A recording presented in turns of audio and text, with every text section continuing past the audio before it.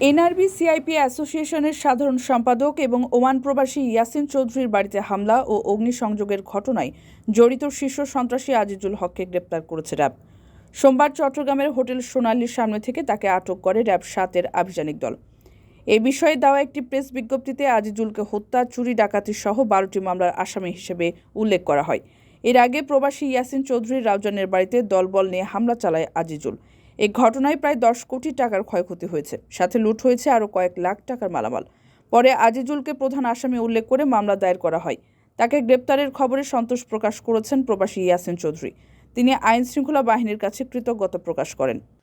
আজিজুল হক রাউজানের শীর্ষ সন্ত্রাসী, তার নেতৃত্বে প্রায় ৫০-৬০ জনের একটি সশস্ত্র সন্ত্রাসী দল আমার বাড়ি, আমার ভাইদের বাড়ি, আমার চাচার বাড়ি, সম্পূর্ণ বাড়ি লুটপাট করে জ্বালিয়ে দিয়েছে। আজকে আপনারা ইতিমধ্যে অবগত হয়েছেন, তাকে আইন শৃঙ্খলা বাহিনী তাকে অ্যারেস্ট করেছে। আমি আমার পরিবারের পক্ষ থেকে এবং প্রবাসীদের পক্ষ থেকে আমি সরকারের প্রতি এবং আইন শৃঙ্খলা বাহিনীর প্রতি অসংখ্য ধন্যবাদ এবং কৃতজ্ঞতা জানাচ্ছি। খোঁজ নিয়ে জানা গেছে, আজিজুল এখন নিজেকে বিএনপি নেতা হিসেবে এলাকায় পরিচয় দেন। তিনি এর আগে ডাবুয়া ইউনিয়ন বিএনপির নেতা ও সাবেক যুবদল নেতা ছিলেন, তবে একসময় শীর্ষ সন্ত্রাসী হিসেবে তার পরিচিতি ছিল।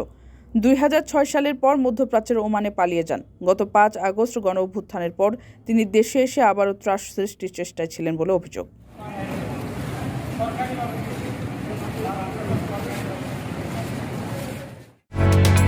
ওমানের সেরা রেট দিচ্ছে বাংলাদেশি প্রতিষ্ঠান গালফ এক্সচেঞ্জ।